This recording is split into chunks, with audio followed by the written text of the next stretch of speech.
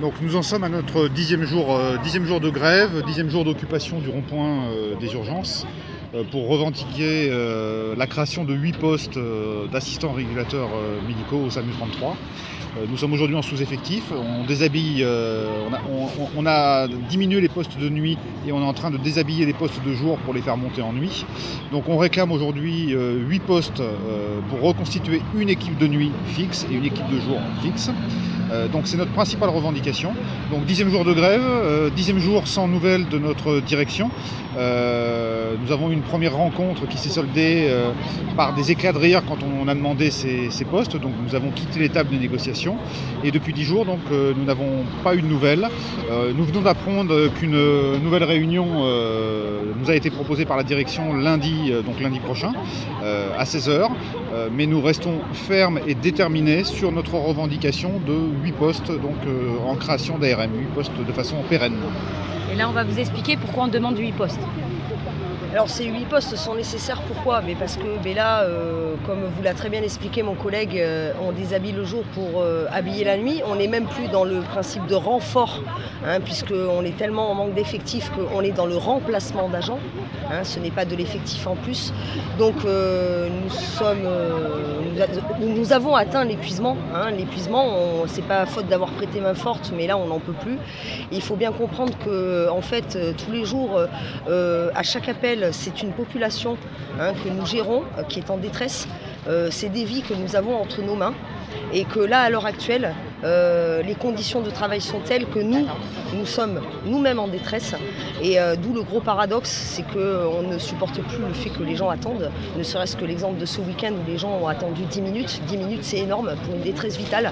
On ne peut pas le concevoir. On est des êtres humains. Si on fait ce métier, c'est comme le disent beaucoup de télévision, de magazines, télé, on fait ça par passion. On fait ça parce qu'on aime l'humain. On se respecte, nous, en tant que personne. Pour se respecter, il faut qu'on puisse faire entendre nos droits.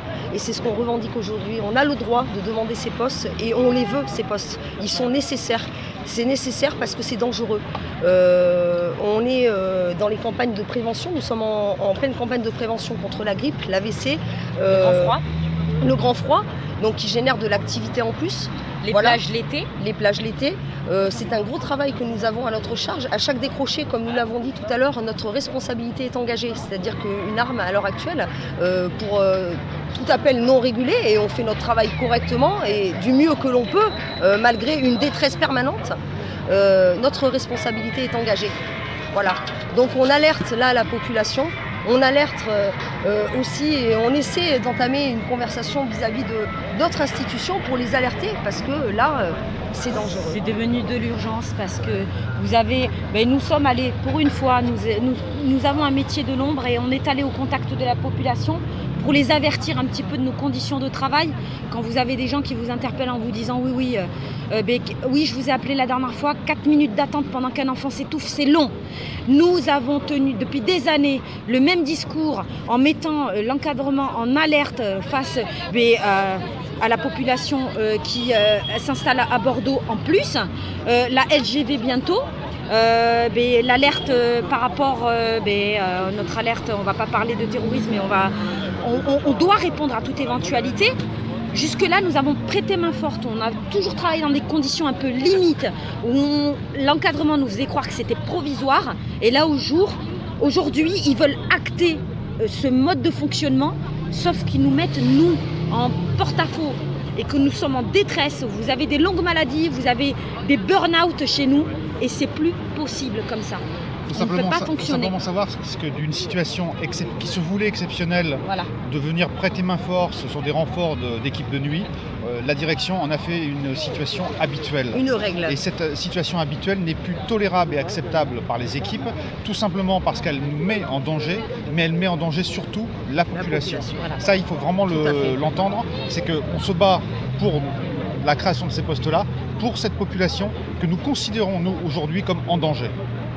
Voilà. Nous ne sommes pas des machines, nous sommes des humains avant tout. J'aurais tendance à dire que nous sommes les petites éponges, les éponges de la population. Donc toute cette détresse, nous sommes à l'écoute permanente de la population Et là aujourd'hui, nous restons à l'écoute, mais dans une détresse, et d'où le gros paradoxe. Voilà. Depuis plusieurs années, on alerte la direction face à la détresse aussi sociale qui s'installe petit à petit. Donc nous avons des gens démunis, nous sommes devenus, en fait le 15 est devenu un numéro à contacter en cas de problème dans la vie. Ce n'est pas qu'un problème médical, vous avez des gens qui nous appellent parce qu'ils n'ont pas où dormir ni manger. Le 115 est saturé, donc forcément on va faire le 15. Nous mettons aussi en difficulté nos collègues qui sont sapeurs-pompiers, qui sont policiers. On ne peut plus, c'est plus possible. La population doit se soulever.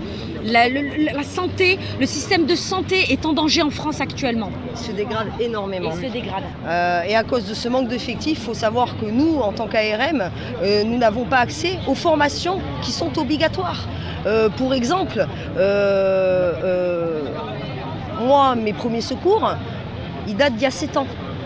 D'il y a 7 ans. Je n'ai pas eu de remise à niveau. Je ne suis pas la seule dans ce cas-là. Alors que nous sommes des fois menés à guider une réanimation par téléphone. Voilà. Donc c'est grave et on tient à alerter la population sur ça.